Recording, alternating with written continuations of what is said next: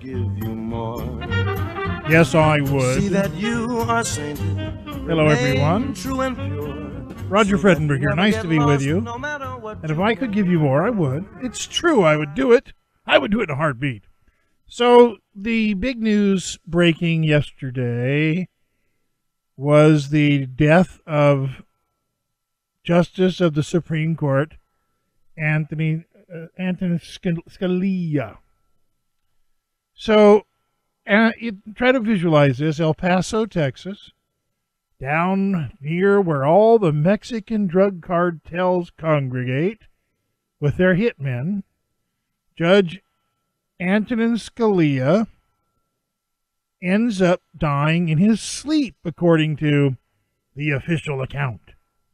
No great details yet, but that was the account. My first instinct was, and you don't have to follow me on this if you don't want to, but my first instinct was they murdered him. They by golly, they killed him. And I know that, oh my God, Roger's got the tinfoil hat on, man. Look out, But I'm telling you that Scalia just drove the 5 votes that overturned Obama's EPA lunacy in the court last week. It is well known that behind the scenes, a powerful abortion case coming up before the court in the very near future, that Judge Scalia had won over 4 of his compadres to attack that with a vengeance as well. The Obama fantasy has been to empower the EPA and other government agencies and use executive authority to force people to do what he says the Congress won't do. Mr. Executive Order 101, Barack Insane Obama. And so I'm a little bit skeptical when Judge Scalia is the fighter on the court for the right, for the constitutional, for the moral principles that established the foundations of this country, just turns up dead in his sleep. I'm sorry. At a time when Obama, and we're told behind the scenes Obama is fuming mad about this recent EPA decision. So you can laugh at me and say, well, that Roger got the tinfoil hat on, man. There he goes again. I have no evidence. I'm just going to tell you now, I have no evidence that Judge Scalia was killed. I have, murdered. I have no evidence at all to suggest that there was any hanky-panky or untoward goings-on in the dark. I just have intuition, gut instinct, discernment, things that oftentimes are as powerful as actual knowledge. Nothing is as powerful as having the actual facts of the truth, but you do, if you are connected to your own spiritual self a little bit, to your own intellectual capacity. You don't have to be a rocket scientist, a genius, or outmaneuver the great minds of the Einsteins of the world to get that something's not right here. I mean, there's something stanky in Denmark here. Hello? And so I know people are going to say that Roger's crazy. Roger Fredenberg, that guy, man, he just said that he thinks that Judge Antonin Scalia was murdered. Well, that's what I think right now. Only because the very people who have so much to lose and who are, trying desperately to salvage some kind of a legacy for Barack Insane Obama, Scalia just kind of poo-pooed in their nest here a few days ago. And I know they're really not happy about it. These green Nazi eco-nuts, you think these folks that, and we'll try to talk about it today, we'll get to the debate, we'll get to all that. Hang in there, folks. Plenty to come. These eco-nuts, these, I call them the green Nazis. A lot of people say, well, that's too radical. Can't you just call them environmental extremists? And I can do that. Environmental extremists. Whatever you want to call them. Call him what you want. I mean, I say things about him, off air that you would never say on air because you'd get arrested for it. But they are so angry with the court, so angry. I mean, they want to stop all fossil fuels. These nuts, I mean, they are crazy people. Most of them have government jobs, or most of them are getting some big kind of a pension from some former government job. I mean, people who actually have to work for a living and pay the bills and raise their kids out on the streets of America in the real world in the private sector, people who bust their butt every day to make a buck, they don't like, or they don't understand, maybe they don't have time to get involved in the lunacy that is the green movement in this country. And you see the Bernie Sanders people out there. Oh, Bernie Sanders thinks that human beings control the earth and the weather, The Oklahoma earthquake, I put up a tweet, said, why didn't Bernie stop that before it happened if we're in charge of the earth, if a man's in charge of all this stuff? Right? I mean, think about it. Bernie's going to make sure that it's, sunny days and blue skies for everyone except the 1% if he gets elected. Anyway, back to Scalia here, because people like Bernie Sanders now, Barack Insane Obama, they've been out there on the Twitter feeds, on Twitter. They've been out there literally celebrating the death of Antonin Scalia. No, I'm not making it up. You can go look it up. I'm not making this stuff up. They're like the Muslims dancing on the rooftops after the 9/11 explosion. I call it an explosion. Call it what you want. The 9/11 event that Donald Trump got harassed for in the media and later was proven to be telling the truth about. There are liberals out there, these leftist loonies, these environmentalist crackpots. They are dancing in the streets with joy over the death of Antonin Scalia. Now, I want you to just run that through your little computer for a minute. People are out there in the streets of America, celebrating the death of what is arguably the most conservative and most decent man on the court. I would say Clarence Thomas is running a close second, maybe even in some cases runs even stronger to the right than Antonin Scalia.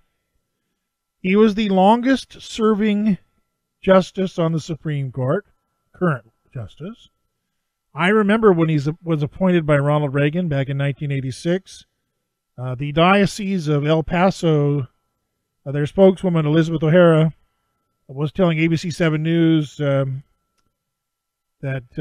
they were called to the ranch and administer Justice Scalia's last rites Saturday afternoon.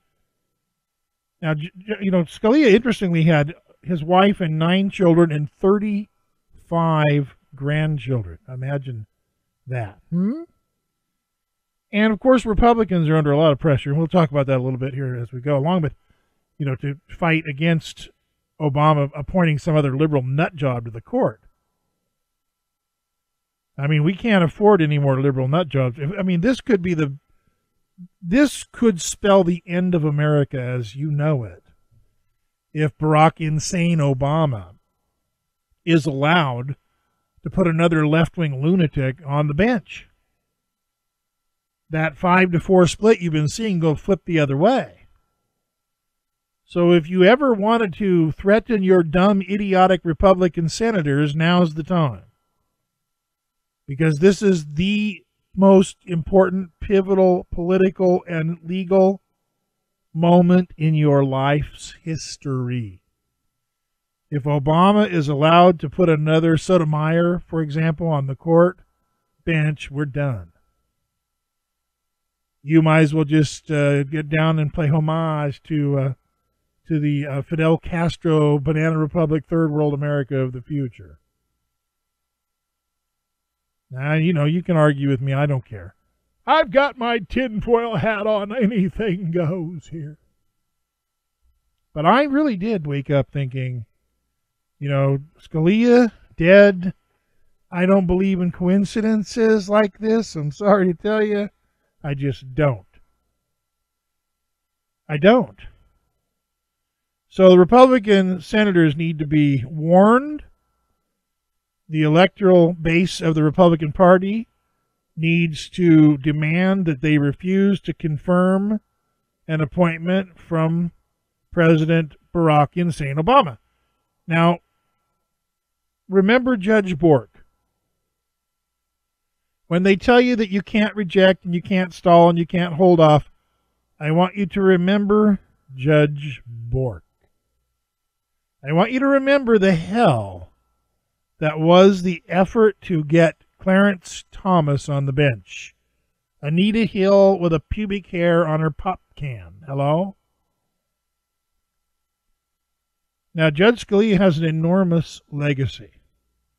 He was the leading originalist on the court, fiercely dedicated to the idea that the meaning of the words in the Constitution are fixed based on the framers' understanding at the time they were drafted, and they are not subject to reinterpretation somewhere later down the road.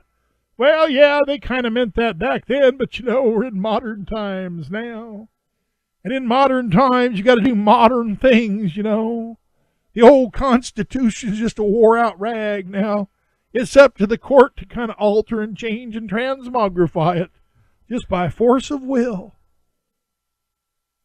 It's lunacy. What these left-wingers on the court believe in can only be described as insanity, lunacy, some form of legal mental illness. I don't know. You figure it out. Bad stuff. So we need to rise up, folks. We need to rise up. Don't mess around here, okay? This is real stuff. This is a serious moment in American history. Don't let it pass without a fight. I'm telling you. I'll be right back. The Roger Fredenberg Show. Don't you dare go away. If you do, big trouble. You're listening to The Roger Fredenberg Show.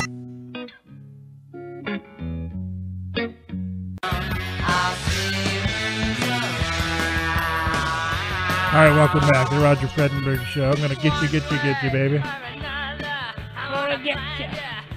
I think that's what somebody said to Antonin Scalia. I've already had emails from people telling me, "Oh, you're nuts, man. Take the tinfoil hat off." Look, I'm not nuts. I may be wrong. I don't have any. Like I said, I'm not stupid. I don't have any proof that Antonin Scalia was murdered. I just have a gut feeling about it. I probably never. It's like 9/11. I don't think that we got all the story, the whole truth on 9/11. I don't know exactly what we didn't get, but I just got a feeling we didn't get it all. Make fun of me if you want. I don't care. I really don't care. We're talking about one of the great justices, certainly of my lifetime, appointed by most conservatives' political hero. And I just think that 79 years old in pretty good health, I just don't believe he just fell over dead. I'm sorry, I don't believe it. So people can feed that to me if they want. All right, but it just doesn't. It just doesn't compute. Chief Justice John Roberts said, on behalf of the court and retired justices, I'm saddened to report that our colleague Justice Antonin Scalia has passed away. He was an extraordinary individual and jurist, admired and treasured by his colleagues. His passing is a great loss to the court and to the country. He so loyally served, we extend our deepest condolences to his wife, Maureen, and his family. Now, they're saying he died in his sleep. They're saying he died of apparent natural causes. And I keep thinking of how many movies and how many television series have we gone over and over and over those, various and sundry ways that people can die in their sleep without a little bit of help, you know what I'm saying, would be almost impossible. I don't know how you prove it. These, CIA guys, who knows? Obama, this is a guy who went after conservative people with 501c3 applications and tormented them with the IRS. And you got a bunch of cowardly, simpleton dimwits in Congress who never did a damn thing about it. So, I don't have any confidence that they would do. If they knew that Antonin Scalia was murdered, they'd do nothing. Think about it. If the Republicans, if they found out that Hillary had him killed, they'd do nothing. I know it sounds crazy, but think about what I'm saying here. I'm not crazy. You think about what I just said.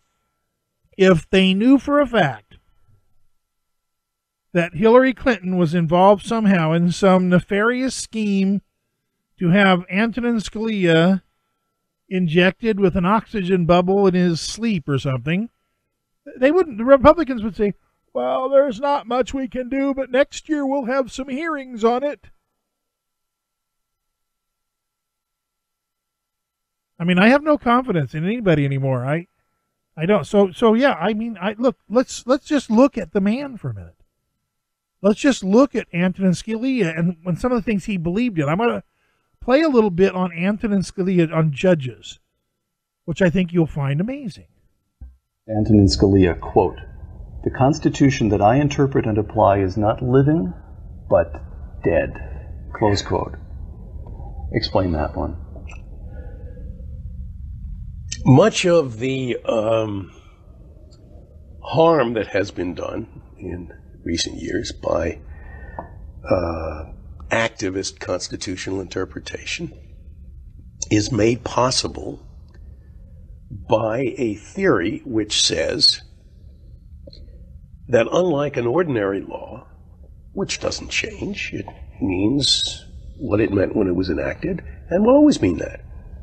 Unlike that, the Constitution changes from decade to decade to comport with, and this is a phrase we use in our Eighth Amendment jurisprudence, the court does, to comport with, quote, the evolving standards of decency that mark the progress of a maturing society.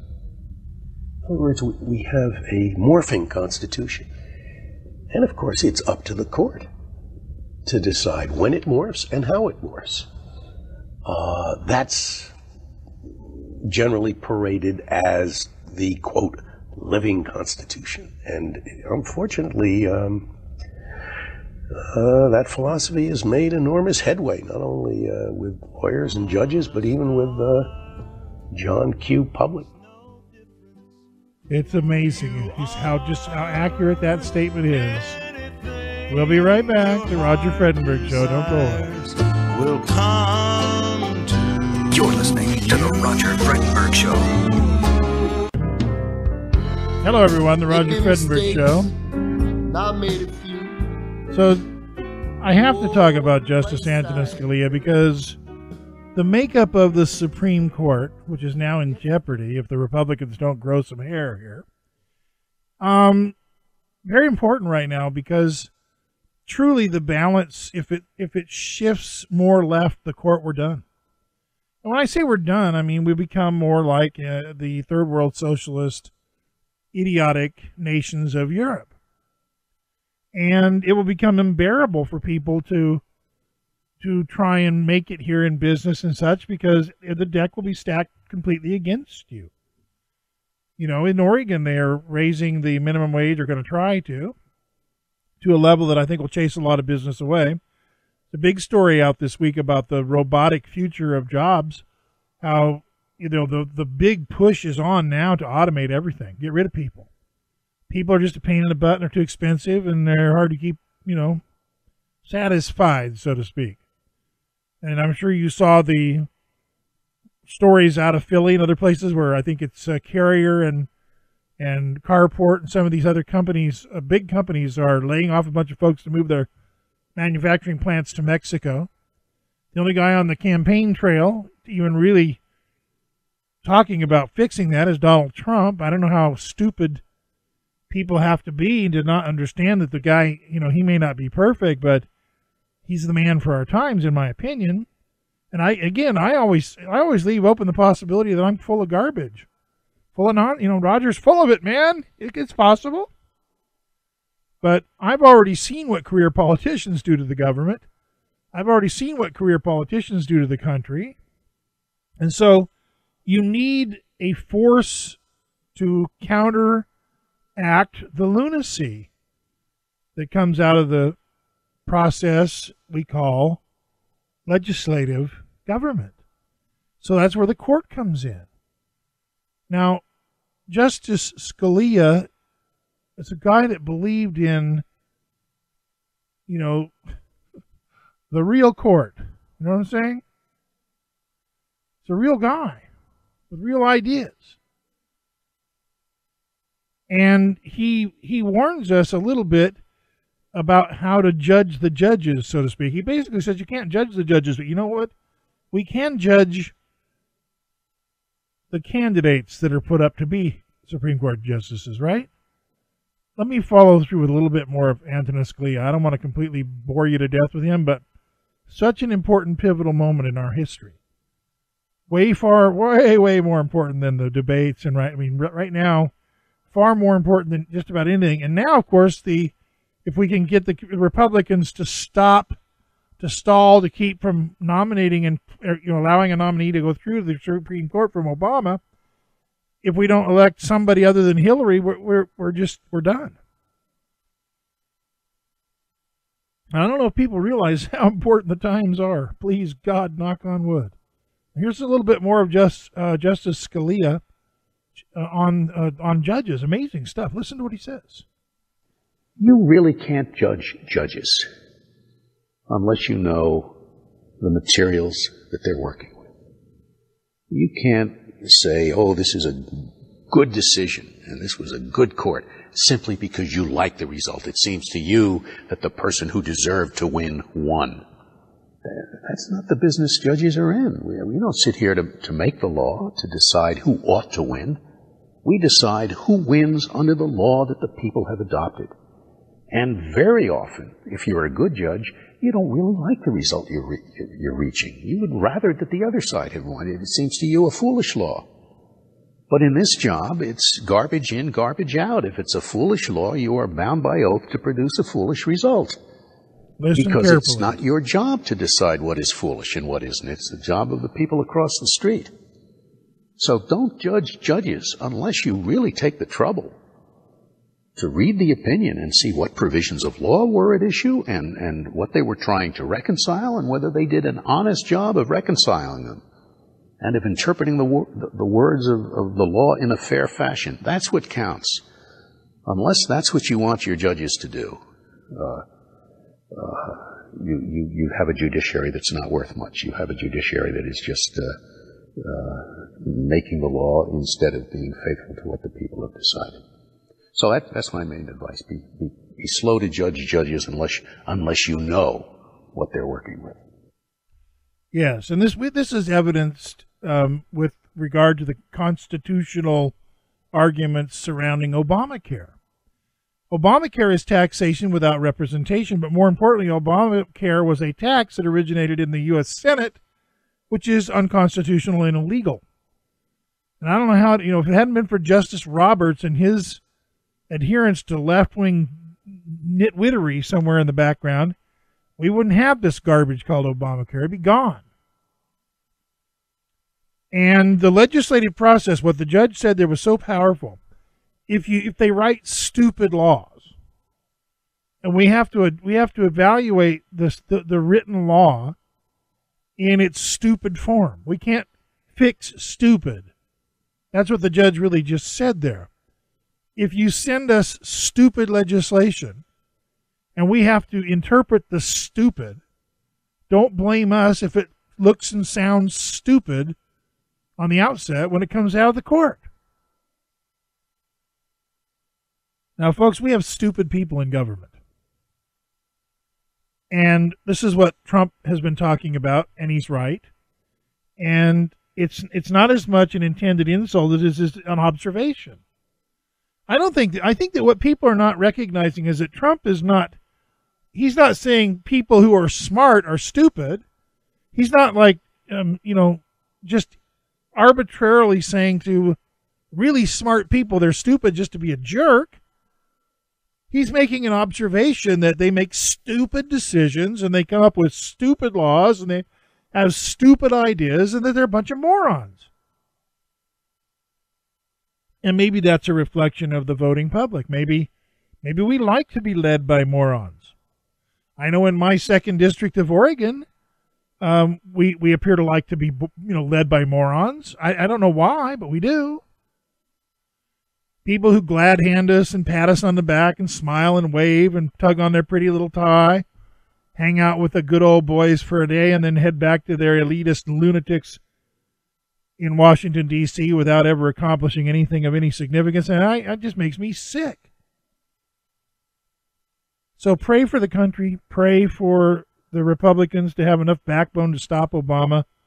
Pray for any Republican to get elected and no Hillary or Bernie or we're toast. I mean, get on your knees, folks. I'm telling you, if you don't believe in prayer, well, it's a good time to take it up anyway. Hello? And I want to talk a little bit about the Oregon situation, the standoff that ended here this last week. I have to tell you, I didn't get involved in it. I stayed clear of it because the tactics, the idea of trapping yourself in a building out in the middle of nowhere with no witnesses to speak of, to me, is the dumbest, idiotic move you could ever make. You know, the Branch Davidians, David Koresh and his followers were out there in this remote place outside of Waco, Texas, where they could be easily, well, killed. Now, fortunately, we only had one death. I mean, I don't want to say it's fortunate that this guy, Lavoy Finicum, died. I'm just saying it could have been a lot worse. Thank you, God, it wasn't. And we all saw the videos. I think you saw the videos, many of you, about the ambush that the cops set up for this guy, or for the so-called occupiers, or whatever they're called, whatever the right term is. They set up a roadblock with an ambush, and I believe that justice will prevail in the end. I believe that if this was a kind of a premeditated, murderous event, that somebody will be held accountable. But I don't hold out for that.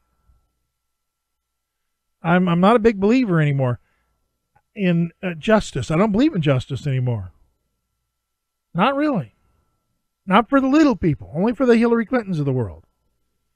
You know, and that's an injustice to us, that she gets this phony mercy justice nonsense. Her emails, more emails came out, more secret emails, more classified emails. I honest to God don't know why she's not in handcuffs. This is the, don't get me started, but I'll go back to the Oregon thing for a minute. Folks, if you want to protest against the government, you're going to have to find a way to do it that truly causes people to recognize your cause. Now, what could have happened with this particular incident is that the Western states politicians, you know, the congressmen and senators from the Western states, who are always crying and babbling and whining about the overreach of federal authority in their districts, they could have come here. They could have all jumped in a, you know, motorhome or RV of some sort. They could have come and they could have made a show of spiritual endearment. They could have shown some support. They should have said, we don't agree with the tactics of these guys out in Nevada and whatever, the Bundys. We don't really agree with their tactics, but we're here parked out in front of the building at the refuge, not to give them support or to condone their tactic or their methodology, but we want to make sure that while the media spotlight is on this moment, that we don't miss the opportunity to explain to the country how really screwed up this system of federal land grabs has gotten. The Greg Waldens of the world, these politicians that are always going on about how they're going to stop the evil BLM people, a bunch of lying, phony sons of bucks, they could have been there. And they could have used that media spotlight to engage the larger country in a constructive debate about how we stop this federal lunacy, this giant land grab, this evil that is just killing the economy of the Pacific Northwest and the Western states. It makes me sick. It makes me sick because it didn't have to be this way. You know? It didn't have to be this way. And I'm angry about it. We'll be right back. The Roger Fredenberg Show. Bear with us, will you please? You're listening to The Roger Fredenberg Show.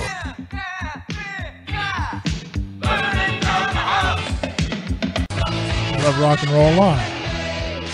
I happen to love country, classic, jazz, blues. I like music. I don't listen to near enough of it anymore, but I do like it. So I'm not going to say much more on the Oregon thing. I've often, over the years as a radio guy, been compelled to answer questions about this and this kind of thinking. This patriot movement is kind of different. The militia movement's kind of in a bubble all its own, and I know it well. I understand the well-meaning individuals who are trying to bring attention to these subjects.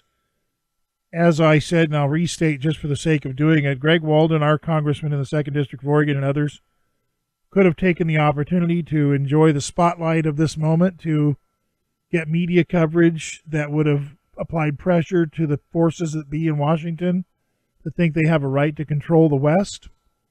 It's a horrible, horrible missed opportunity, sadly, and it just plays into the hands of a guy like Donald Trump, who's made it pretty clear that, you know, the stupid people, they don't even see an opportunity when it's kicking them in the head, you know.